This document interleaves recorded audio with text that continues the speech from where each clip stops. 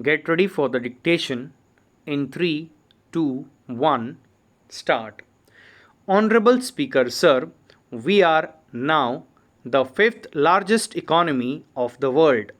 India's foreign direct investment got elevated to the level of US dollar 280 billion during 2014 to 19 from US dollar 190 billion that came in during the years 2009 to 14. The central government debt that has been the bane of our economy got reduced in March 2019 to 48% of GDP from a level of 52% in March 2014. With this backdrop, our government shall work towards taking the country forward so that we can leapfrog to the next level of health, prosperity, and well being. We shall strive to bring ease of living for every citizen. I am mindful of presenting this budget in the backdrop of two cross cutting developments: one, proliferation of technologies, especially analytics, machine learning, robotics, bioinformatics, and artificial intelligence, and 2. The number of people in the productive age group, that is 15 to 65 years in India, being at its highest. This combination is special to contemporary India.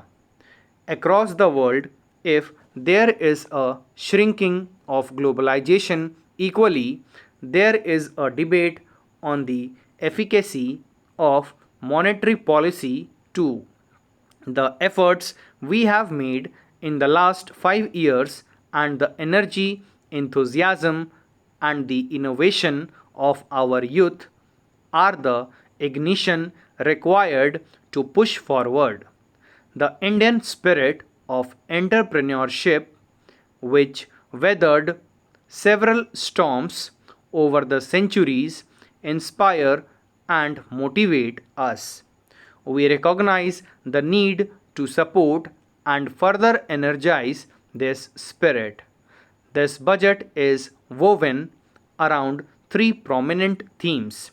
One, aspirational India, in which all sections of the society seek better standards of living with access to health, education, and better jobs. 2. Economic development for all, indicated in the Prime Minister's extortion of Sabka Saath, Sabka Vikas, Sabka Viswas. This would entail reforms across all areas of the economy. Simultaneously, it would mean yielding more space for the private sector. Together, they would ensure higher productivity and greater efficiency. And 3. Ours shall be a caring society that is both humane and compassionate. Antyodaya is an article of faith. The digital revolution, which has placed India in a unique leadership position globally, will see the next wave. We shall aim 1. To achieve seamless delivery of services through digital governance, 2. To improve physical quality of life through national infrastructure pipeline, 3.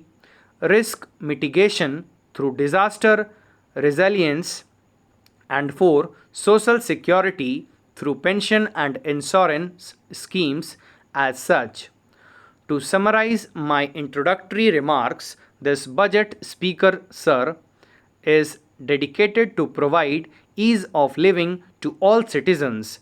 As mentioned a little earlier, the details under the three broad themes: aspirational India, economic development, and caring India are the flowers in the bouquet that is ease of living. Holding this bouquet together are two hands, one corruption free, policy driven, good governance, and two clean and sound financial sector. I shall cover programs and plans related to 1. Agriculture, irrigation, and rural development, 2. Wellness, water and sanitation, and 3. Education and skills. Our government is committed to the goal of doubling farmers' income by 2022. We have provided energy sovereignty through Kusum and input sovereignty through Krishi Vikas Yojana. We have provided resilience for 6.11 crores farmers insured under PM Fasal Bima Yojana. Focus on cultivation of pulses, expansion of micro irrigation through Krishi Sinchai Yojana have raised the self reliance of the country. Provision of any annual supplement of the income to the farmer directly is done through PM Kisan. Connectivity through PMGSY, financial inclusion have helped raise farm incomes. Prosperity to farmers can be ensured by making farming competitive. For this, farm markets need to be liberalized. Distortions in farm and livestock markets need to be reformed. Purchase of farm produce, logistics, and agri services need copious investments, substantial support, and hand holding of farm based activities such as livestock, bee keeping, and fisheries need to be provided for. Farmers desire integrated solutions covering storage, financing, processing, and marketing.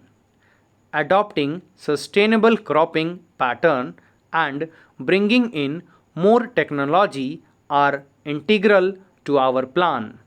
All this and more can be achieved through working with and in cooperation with the states. The following 16 action points indicate our focus. 1. We propose to encourage those state governments who undertake implementation of following model laws already issued by the central government. 2. Water stress related issues are now a serious concern across the country.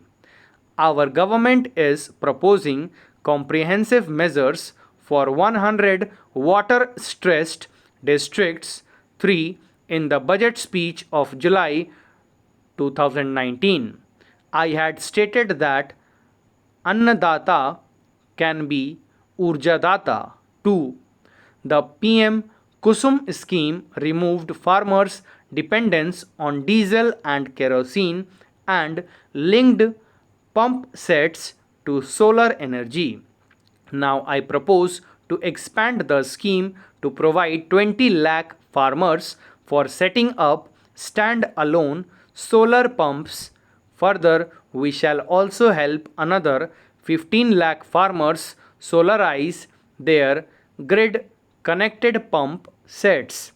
In addition, a scheme to enable farmers to set up solar power generation capacity on their barren lands and to sell it to the grid would be operationalized. This will increase the income of the farmers substantially in the future. Stop. Thank you.